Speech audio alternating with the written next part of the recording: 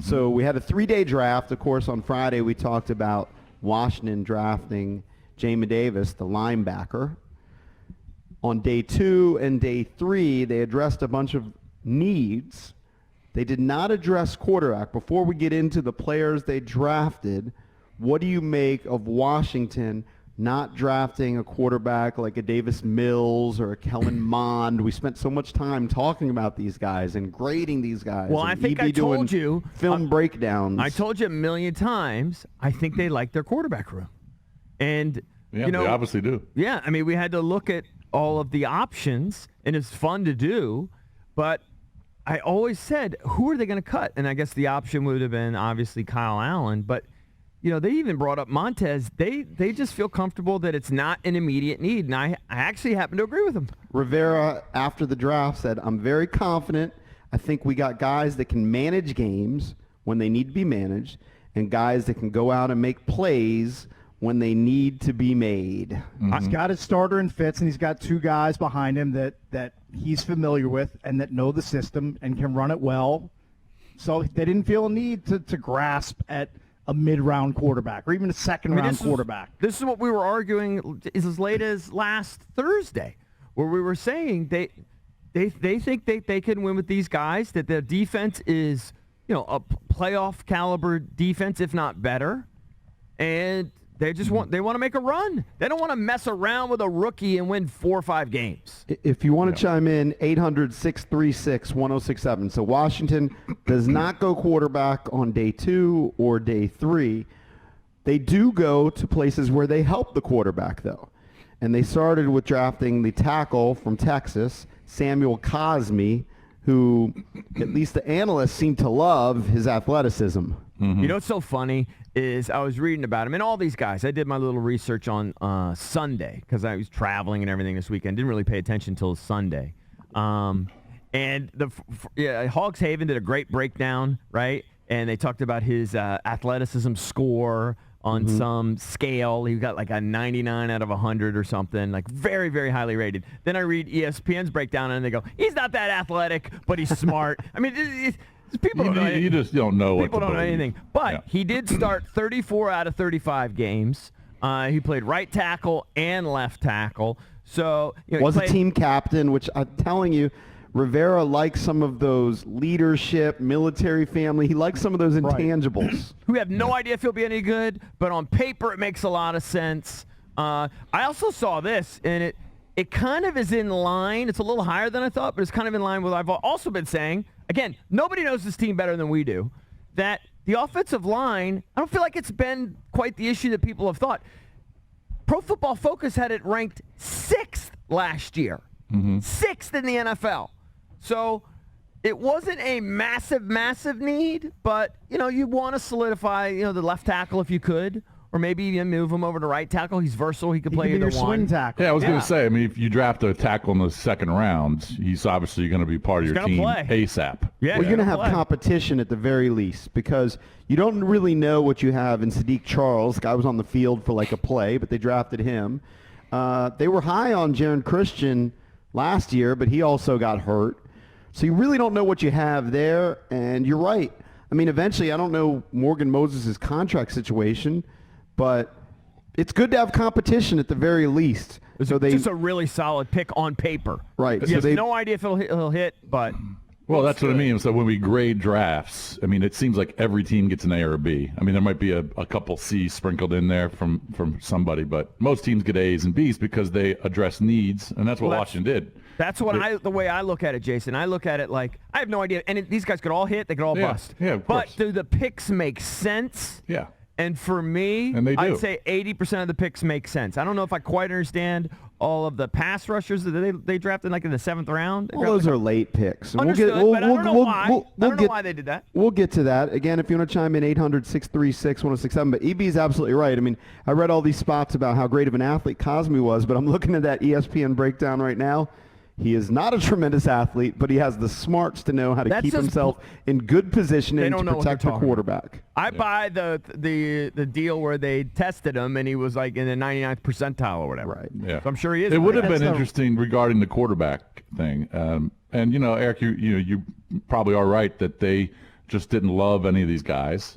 Yeah, And you they don't weren't- force it. You don't want to force it. They weren't interested in trading up, but it would have been interesting to see if one of those guys had slipped in the third round, had slipped to one of their picks, just to see if they, if Davis Mills slips to number 74 or slips to number 82, yeah. if they would have kicked the tires on those guys. But those two quarterbacks, Mond and Mills, went top 2 picks in the third round, so they were gone. So in the third round, Washington took a corner, Benjamin St. Juste from Minnesota. Here's what's interesting about him is, so he's got all the size and attributes that you want, not overly speedy. But what jumped out at me is he had no picks in college. So who was the DB that we had here for years that we used to drop balls all the time? Then he went to the Niners. And Carlos Rogers. Yeah, then all of a sudden Rogers, he started catching everything. Or maybe they just stay away from him because he's so silly. Could be. That's what you always hope for Could be, when a but- guy doesn't have a lot And of he's going to be a picks. depth guy anyway because, remember, one of their big signings in free agency was William Jackson III. Mm-hmm. Yeah. So he's not going to be a starter. But you He's never, he's a depth but guy. you never see corners that are 6'3". Yeah, but Yeah. dude, that's That's a big corner. a big corner that can cover big wide receivers in the red zone, anywhere really. So I really like it on, we'll see. See how I it don't pans think out. you can have too many good corners because the way the league is. Yep. You know, so again, I thought a position of need. And we thought that wide receiver might be something they address early, maybe even their first-round pick. We tended not to think that once they signed Curtis Samuel in free agency, but they do go out and get a speed demon wide receiver from North Carolina, Diami Brown, with their second third-round pick, number 82 overall, is a guy that runs 4.4. He's pretty skinny, 6'1", 189. Yeah, but he's fast, and he was Sam Howell's guy at Carolina. The games that I did see Carolina play, and I did see a couple of them, Brown made plays. He averaged more than 20 yards a catch. Well, every Yeah, play on yeah, his that- highlight package is downfield. Yeah, he's a deep threat guy, and they had 2 or 3 really explosive players in their offense. And he had 1,000-yard years, both years, and he had 20 total touchdowns. So he was their big play threat, and again adds some depth On paper, and looks good. Yeah. if he pans out, he's like the perfect number 2, Seen him opposite comped to McLaurin. seen him comped to McLaurin by a few people. So I mean, if you get I don't think he's as fast as if you get a McLaurin. poor man's but- version of him, you'll still take it. But especially again, the third it's- wideout. It's depth. I mean, is the third wide out I Adam think Humphries? he's the second wide. I think he's the number 2. He's a number 2 guy. I think he might be the number 4. Well, Because I Curtis think your number Samuel's 2 your is number Curtis 2 guy. I Samuel. think Samuel's going to be more. He might be number 2 in terms of catches, but I think Samuel could fit more in that slot like he did last year in Carolina. Well, I mean, that's kind of why they got Humphries. So, I mean, Yeah, we'll but see how it plays out. Humphries, whatever. He's your possession guy. Humphries Yeah. is brought in because Fitz likes him. I personally would rather have McLaurin, if Brown is as good as advertised, and then Samuel, than McLaurin, Samuel, Humphries. And by the way, it's competition because, remember, they drafted Gandy Golden last year, okay? He's done. He stinks. And they have, why is his name escaping Kelvin me for a second? Harmon? Kelvin Harmon coming I back. feel like Harmon's on the outside looking in. He'll be lucky to make They this have a roster. glut. It looks like they have a glut at wideout now. Yeah. Like they actually have real Because they competition also and real depth drafted there. Milne in the 7th round, who, doesn't He's necessarily probably a special teams guy. doesn't necessarily test well, but he's one of these rare guys where I read up on him, right? And he runs like, I don't know, like a 4.6 or whatever he runs. But then I watched him in the field. He actually plays a little faster than he timed. He was one of Zach Wilson's was- favorite targets, He right? ran He away was his from a few main guy. guys. He was has his good main little guy. wiggle to him, so he might surprise some people. Right. Possibly. So they go wide receiver with that second, third round pick. Then in the 4th round, they address tight end. So again, they didn't draft a quarterback, but they're looking for help for a quarterback. Offensive line, wide receiver, and tight end. John Bates from Boise State. Big boy, 6'5", 250. He looks like he could be a beast. He's probably a really good blocker, I'm guessing. No, he catches the ball really well, Jason. I don't think he Well- did much blocking, actually. That's my kind of tight end right there. Very little Boise. blocking, No. mostly catching. He didn't catch a ton of balls. He only caught like 1 per game. So, but when you watch the highlights of him, you just see just like a big receiver that catches everything, and I just think he's going to be a great complement to Logan Thomas. Supposed to be pretty fast, as EB mentioned. So in the later rounds, I'll just kind of rip through them. Round 5, they took a safety from Cincinnati, Derek Forrest. Round 6, Cameron Cheeseman, who's going to be the long snapper, replacing Nick Sundberg, who was here for 11 years. And then the 7th round, they took a couple of pass rushers EB mentioned, William Bradley King from Baylor and Shaka Toney from Penn State. And then their last pick was that wide receiver from BYU who caught 70 balls, 1,188 yards, and 8 touchdowns. He's 6'1", 193. They project him, though, at least right now, mostly as a guy who they hope to contribute on special teams. And with the kind of glutted wide receiver they have, they're going to be battling. All right, let's go to the phones. 800-636-1067. What do you make of what Washington did the first draft with the 2 Martys running the show and Ron Rivera? And what do you make of them bypassing a quarterback? Let's go to line 1. Ben in Silver Spring. Ben, you're on with the Junkies. What's going on? How you doing? I'm really happy with the draft this year. For years you guys have poo-pooed me because I've been down on the quarterbacks because I think they bring quarterbacks in. They don't have the line. They don't have the targets, and the quarterbacks get killed back there. Now they got some infrastructure. They have some stability in the front office and the coaching staff, play calling. Next year you go for the quarterback. Let the team gel, and hopefully things will be good for the next 5 years. But like a line from the movie Pulp Fiction that I can't say, let's not start and I'll stop there. You know what I mean? No, but that's okay. I don't remember that line from Pulp Fiction. Thank you. I mean, yeah, I don't know. Listen, I would love to go for a quarterback next year, but again, you can't force it.